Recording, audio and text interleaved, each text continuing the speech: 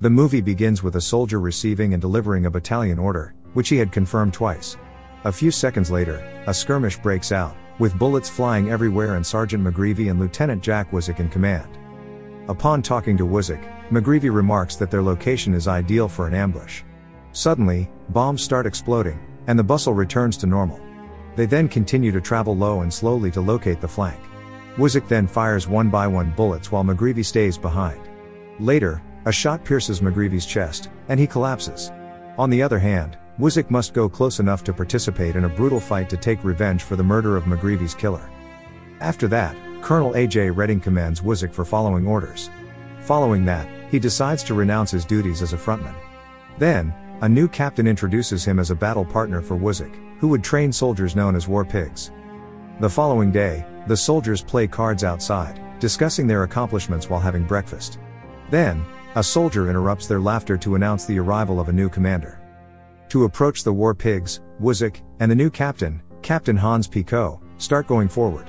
When they reach the war pigs, tension rises during their chat because these men, particularly the team leader, Private William York, can't obey commands and rules fully.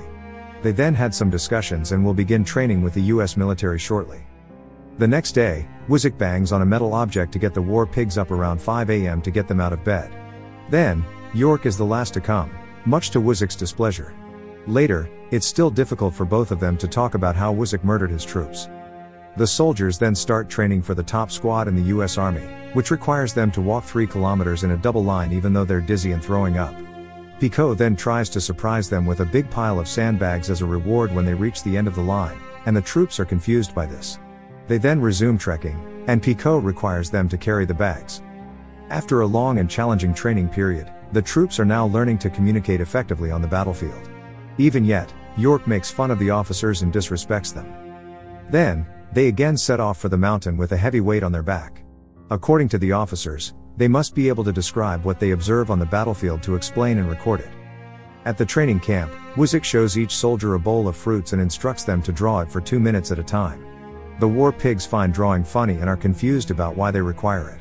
Wisick then requests Plan B, where a beautiful woman appears and allows them to sketch her while she takes off her clothes. They then return to the highlands for more training, this time hunting for landmines, and then, their next exercise involves trekking with a large bag over their heads. Next, their lesson will focus on the German K-98, where even as they're blindfolded, they're learning its pieces and the entire process of putting them together. Finally, as the sun sets, the day's training ends. Meanwhile, in the barracks, Picot notices Wisick's trousers, which include various dangling medals. Wisick then claims that it came from the sergeant with whom he served. Yet, according to Picot, he may be hoarding them to avoid remembering his misdeeds, but he can't seem to escape his past. On the other hand, the soldiers are out in the dark with only fires for light, and they're talking about Wisick, whom they've grown to like. And then, Wisick appears with a cup of steaming coffee to quench their thirst. After a good night's sleep, they start their training with rope climbing the next day. The training goes well until their leaders put a few tiny dynamite in the river to speed things up.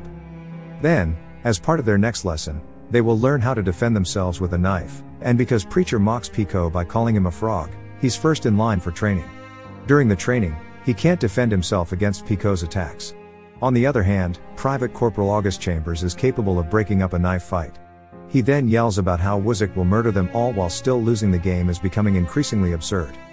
Later, Picot and Wisick present them with a new emblem, a badge with a skull and black backdrop. Wisick's remark that they're advancing behind enemy lines foresees a clash. Then, there's no doubt in York's mind that he has their best interests at heart.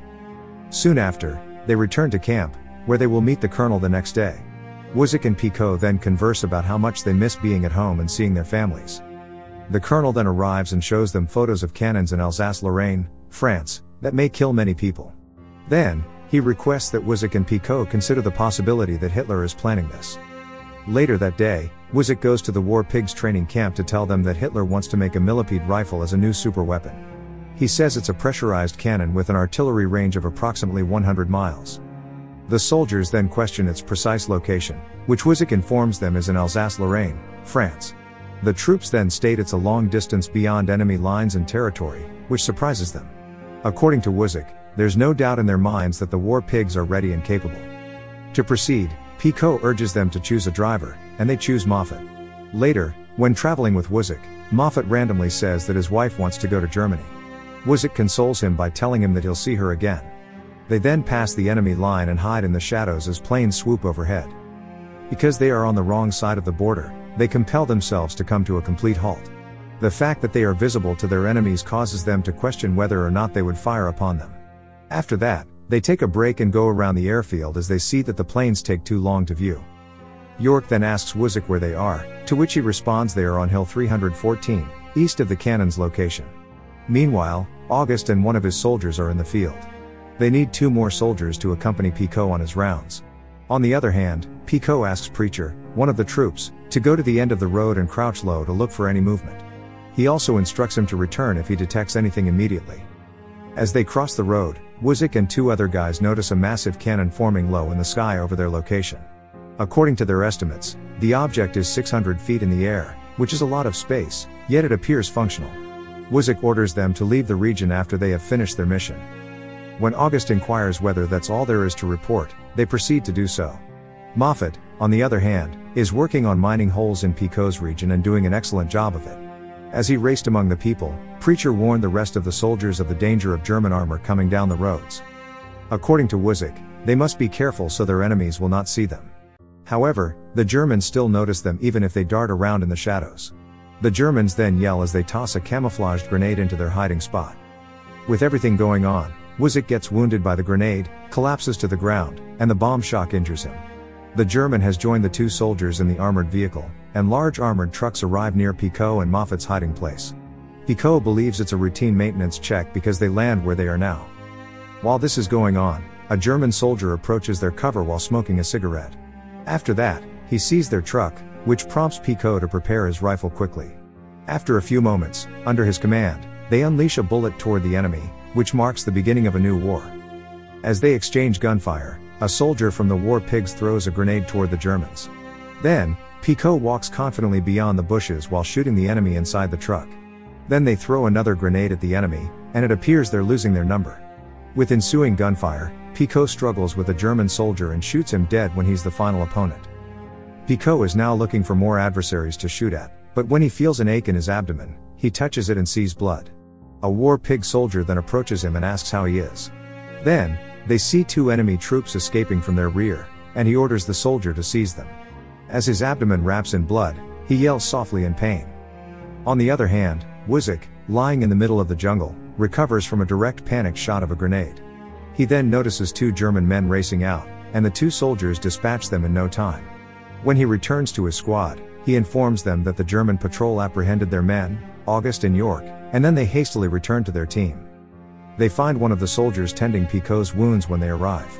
He then worriedly asks if he's alright and informs him that they've located the millipede gun cannon a few kilometers distant, which is fully operational. In addition to that, he claims that they will break into the German depot and free their soldiers. They quickly change into German uniforms and use the cloaked German tank to free their team's captured troops. At the same time, Picot says there's an equal probability of living or dying, and the tank continues moving forward. On the other hand, the Germans imprison August and York, and they begin questioning their action on their soil. When York informs him that they like rolling on the crazy, the soldier smacks him in the face with hatred. Meanwhile, the other men are aboard the tank as it approaches the German depot. They confidently pass through the security checkpoint, but Wuzik warns them to be cautious. In the German sight, the German is hitting York in the face, leaving him bruised. When the German asks what his hidden weapon is, he replies to go to the next page with the drawing of a naked woman, and he suffers another punch. He then strikes August, knocking both of them down, then York uses a sharp stick to stab the German in the neck. Later, when Wuzik comes to gather his forces, he finds a drawn map of the cannon, so he folds it and then keeps it. Not long after, a German soldier approaches him and offers his lighter for his cigarette, but he knocks him unconscious immediately. After taking a few more steps, Wuzik witnesses the Germans hanging his comrades, so he stealthily protects himself with a knife and then continues to save them. While swiftly chopping the German soldiers' necks and punching them, York jokes to August about rope training. After Wuzik fights to save August and York, he lends them his knife to escape. Then, when they hear that the Germans are about to test the millipede cannon, they immediately decide to leave. Unfortunately, the German soldier Wuzik knocked out, regains consciousness, causing him to chase the soldier and fire. After that, the rest of the Germans fight with the War Pigs and their commanders. At this point, the soldiers begin throwing grenades at their opponents. After that, Wuzek jumps in and scrambles up the tank, and when the tank finally comes to a stop, he gives Pico the command to point the cannon at the target. The millipedes then joyfully flee as Pico fires a powerful shot at them. After the battle, they return to their divisions, and the colonel meets them. He then tells everyone that the enormous map of the cannon's components will make everyone happy. Then, he promotes Wuzek while praising him and the war pigs. He further claims that Wuzek will be an even better leader than they are. The movie ends with Wuzek returning to the camp and addressing his troops, telling them they're the finest in the entire army. They all then cheer and chants, "To the war pigs." Thank you for watching. Subscribe for more videos like this to help the channel out. Have a nice day.